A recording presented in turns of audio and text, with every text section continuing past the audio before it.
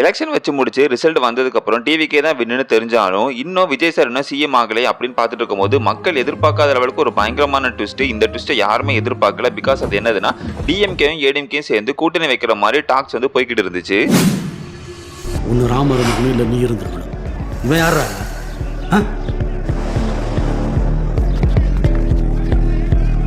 Already Vijay sir அதிகபட்ச இடத்துல leading வச்சு 108 தொகுதியில் வெற்றி பெற்றுட்டாரு. இருந்தாலும் எம்எல்ஏக்கு வந்து எத்தனை தேவைப்படுதுன்னா இன்னும் 10 தேவைப்படுது. ஆல்ரெடி காங்கிரஸ் வந்து 5 இடத்துல வின் பண்ணதுனால அவங்க இங்க வச்சு கூட்டணி வச்சதுனால 113 இடம் வந்துருச்சு.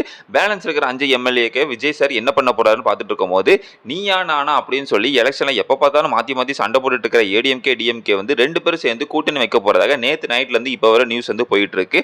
பட் இது உண்மையா என்ன அப்படிங்கிறது தெரியல. பட் டிஎம்கே சைட்ல இருந்து எங்களுக்கு வேண்டாம், ரீஎலெக்ஷனும் வேண்டாம், நாங்கள் கூட்டணியும் போக மாட்டோம் அப்படிங்கிறத வந்து தெளிவாகவே சொல்லிட்டாங்க.